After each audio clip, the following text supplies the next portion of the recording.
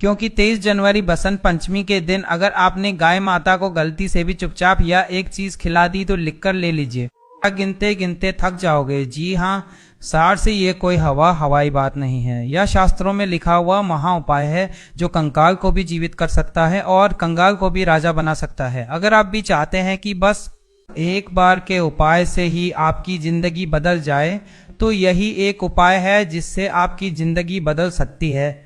जी हाँ, इस बसंत पंचमी से आपकी किस्मत का ताला हमेशा के लिए खुल जाए और माँ लक्ष्मी आपके घर का रास्ता देख ले, तो अपने जीवन के अगले कुछ मिनट इस वीडियो को दे दीजिए और जानिए वो कौन सी गुप्त चीज है जो आपको गाय को खिलानी है। नमस्कार दोस्तों, आज की यह वीडियो आपके जीवन को पूरी तरह से बदलने की ताकत रखती है। दोस्तों, 23 जनवरी का दिन कोई साधारण दिन नहीं है। यह बसंत पंचमी का वह महापर्व है जिसका इंतजार हर उस व्यक्ति को होता है जो अपने जीवन में धन, सुख और समृद्धि पाना चाहता है। अक्सर हम देखते हैं कि लोग साल भर मेहनत करते हैं, दिन रात एक कर देते हैं, पसीना बहाते हैं, लेकिन फिर भी उनके हाथ खाली ही रह जाते हैं। पैसा आता तो है लेकिन पानी की तरह बह जाता है। अगर आप भी इन्हीं परेशानियों से जूझ रहे हैं, अगर आपको भी लगता है कि किस्मत ने आपके दरवाजे बंद कर दिए हैं, तो आज की यह जानकारी सिर्फ और सिर्फ आपके लिए है। मैं आपसे निवेदन करता हूं कि अगले कुछ मिनट आप अपने जीवन के सबसे कीमती मिनट मानकर इस वीडियो को पूरा देखिएगा। एक पल के लिए भी इसे छोड़ने की गलती मत कीजिएगा, क्योंकि आज मैं आपको जो उपाय बताने जा रहा हूं वह इतना शक्तिशाली है, इतना चमत्कारी है कि अगर आपने इसे सही तरीके से कर लिया तो यकीन मानिए पैसा गिनते गिनते थक जाओगे आप। दोस्तों, हमारे हिंदू धर्म में गाय को सिर्फ एक पशु नहीं माना गया है, गाय हमारी माता है। शास्त्रों में साफ साफ लिखा है कि गाय के शरीर में 3 कोटि देवी देवताओं का वास होता है।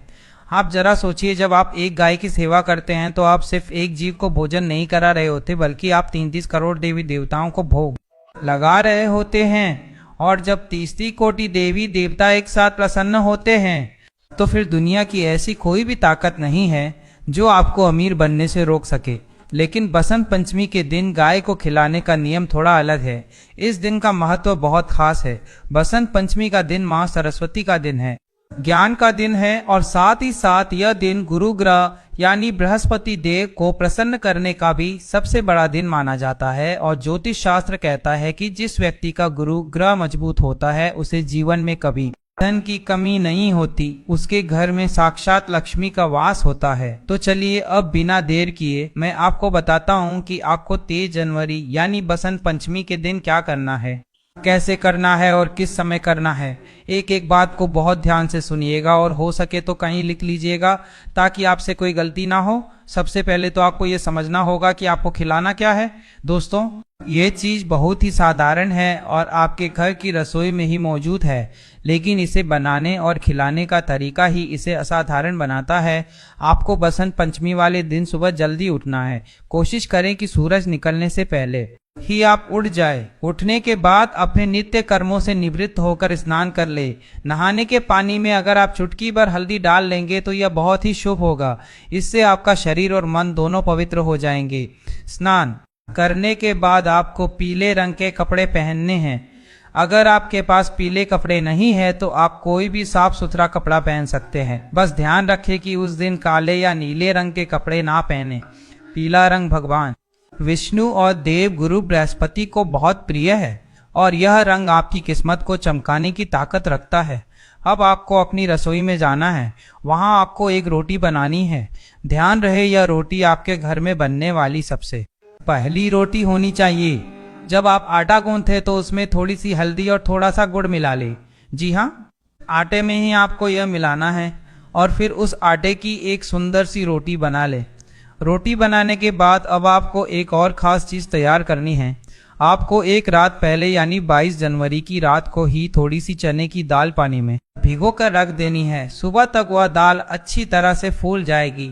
बसंत पंचमी की सुबह उस भीगी हुई चने की दाल को ले और उसमें थोड़ा सा गुड़ और मिला ले। अब आपके पास 2 चीजें हैं, एक तो हल्दी और गुड़ वाली रोटी और दूसरी वह भीगी हुई चने की दाल। अब आपको उस रोटी के ऊपर थोड़ा सा देसी घी लगाना है।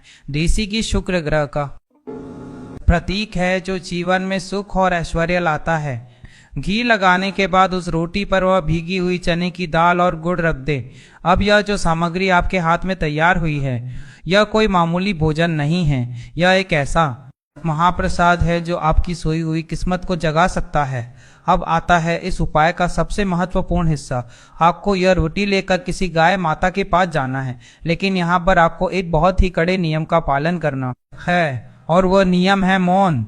जी हाँ, जब आप यह रोटी लेकर घर से निकले तो आपको रास्ते में किसी से भी बात नहीं करनी है, एकदम चुपचाप जाना है। चाहे कोई आपको आवाज भी दे तो भी आपको रुकना नहीं है, बोलना नहीं है, बस अपने मन में अपनी मनोकामना को दोहराते रहना है। टाइटल में भी आपने पढ़ा होगा चुपचाप।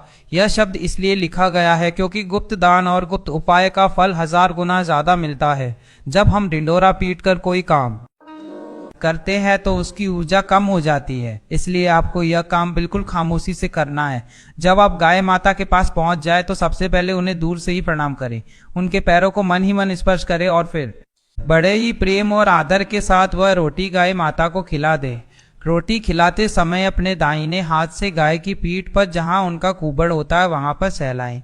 दोस्तों, गाय के कुबड़ में सूर्य केतु नाड़ी होती है। विज्ञान भी यह मानता है और हमारे शास्त्र भी यह कहते हैं कि जब हम गाय के कुबड़ पर हाथ फेरते हैं तो हमारे हाथ की रेखाओं से जो दुर्भाग्य होता है वह मिट जाता है। वहां से निकलने वाली सकारात्मक ऊर्जा हमारे पूरे शरीर में प्रवेश कर जाती है। जब गाय माता वह रोटी खा रही हो तो आप मन ही मन उनसे प्रार्थना करें। कहे कि हे गौ माता, मैं बहुत दुखी हूँ, मेरे घर की गरीबी दूर करो, मेरे सिर से कर्ज का बोझ उतार दो, समय एक नेक काम जरूर करना। इसी बीच हम दूसरी उपाय बताएंगे। आप दान कर सकते हैं गौरी गोपाल आश्रम में। जी हाँ भक्तों, जहाँ पर गौ माता की साक्षात सेवा की है। यह महान कार्यदास अनिरुद्धाचार्य जी महाराज स्वयं अपने हाथों से करते हैं। वहाँ गौरी गोपाल आश्रम में न केवल गायों की सेवा होती है बल्कि वृद्ध माताओं की सेवा भी होती है जिन्हें दुनिया ने ठुकरा दिया है। वहाँ 30 लोग प्रतिदिन भजन और भोजन करते हैं। इसीलिए भक्तों, जितना हो सके अपनी श्रद्धा अनुसार दान जरूर करें, चाहे अबिक हो, असन हो, 85 हो, ताजा रवा है, हड्डस हो, ताजा रवा है, हड्डस रवा है, दजर हो या फिर अगर सर हुआ, क्योंकि आपका ये छोटा सा दान किसी भूखे को भोजन करा सकता है और किसी मेरे बच्चों को सद्बुद्धि दो।